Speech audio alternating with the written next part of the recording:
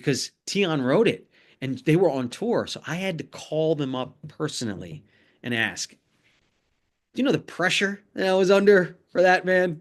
Like Seriously. Roman's song, I mean, one of the legendary groups of all time. Like, dude, that was a big pressure cooker.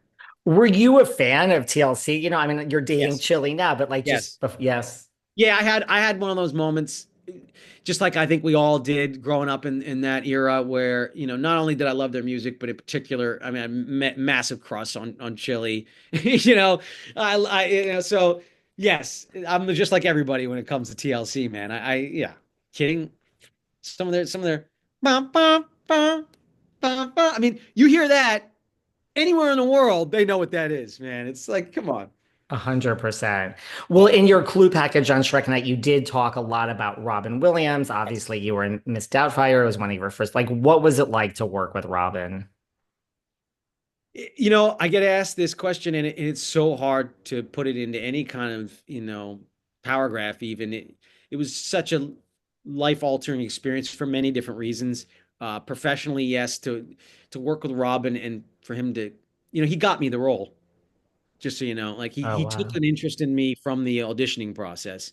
The other boy was definitely in first position when we did the screen test, and and I went last, and the other kid was definitely in the lead.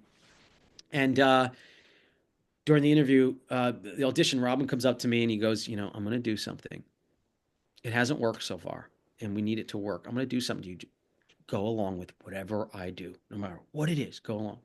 And I guess what they were looking for that none of the other boys could really deliver was this moment where it wasn't in the movie, where this moment where he's like, we're playing football and he like body checks me and I have this like really visceral reaction to getting hurt from and this old lady. And so when he did that, he came up to me and he actually physically like grabbed some of my skin and got a real reaction out of me. And I was like, and they erupted in laughter and I got the role. And from that point, from day one, he was my guy. I mean, he took care of me. He took such an investment in me, not just professionally, but personally. Like he let me in to his experience. He, you know, told me and guided me and steered me away from the side of the industry that he thought was harmful and substance abuse. And he really, I mean, he went thinking of it as a 12-year-old kid that the way this guy opened up to me and took me in. I mean, it's I wish we still had more of him to come because he just was this endless vat of just brilliance on both sides, comedy and drama, man. I've gotten a chance to meet a lot of the great performers, worked with them. I don't know, he was just a different being. He was just different, and he just something that sets Robin apart from everybody. The depth of his character was it just had no it was like a bottomless pit. It just had no ends, and I've never seen that before, and still to this day I've never seen that before. Could there be, because I know you just had two of your co-stars on your Brotherly Love podcast recently. Like, there is always this talk when people talk about reboots, Mrs. Doubtfire always comes up. Like, could there be, would you be interested, and could there be without Robin? If they maybe did like an homage where a lot of the original footage was used, like maybe it was like a family gathering where we're talking about the fact that we've lost him type of a thing and kind of like the unraveling of that, maybe. But there were talks, and which is crazy. They were really getting serious about it right before he passed. And I know that there was even a script. It gotten that far, but I know that Robin genuinely had a lot of misgivings and a lot of going back to that.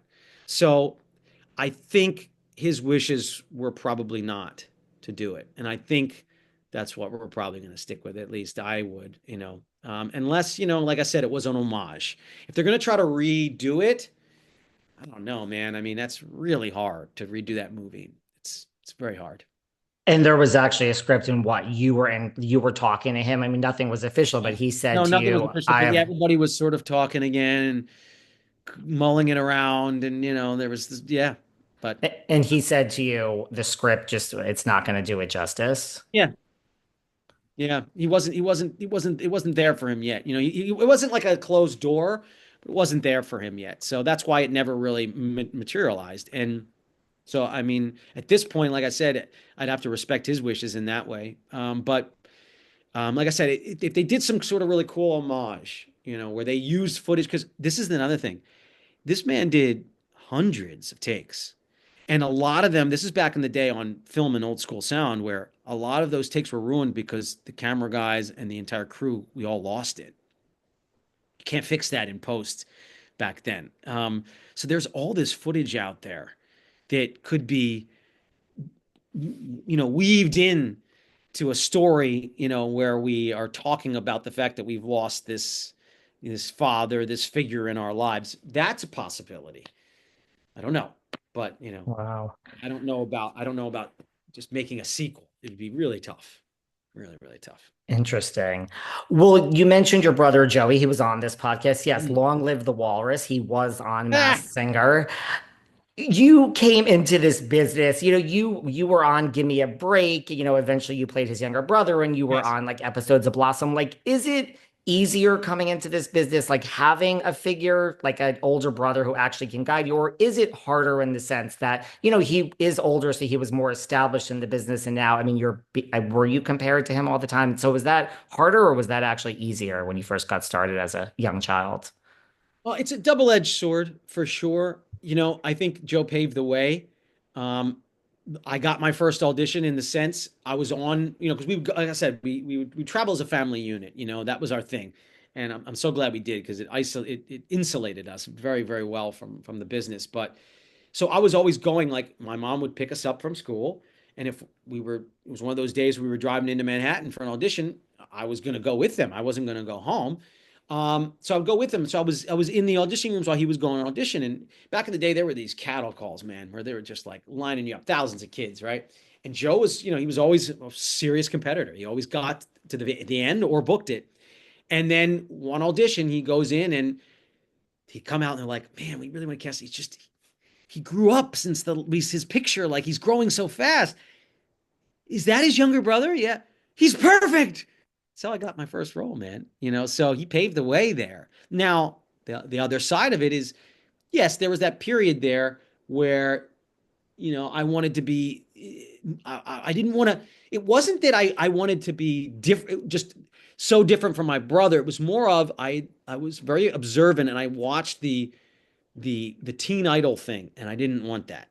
I didn't want the teen idol thing. I thought it was too much attention. I wanted to be considered as a serious lesbian. So I didn't want the teen idol thing. So that was where that double-edged sword comes in, where I kind of had to battle, the teen heartthrob thing that I really didn't want to be a part of, but in the end of the day, again, you can't make decisions out of fear, man. If I could go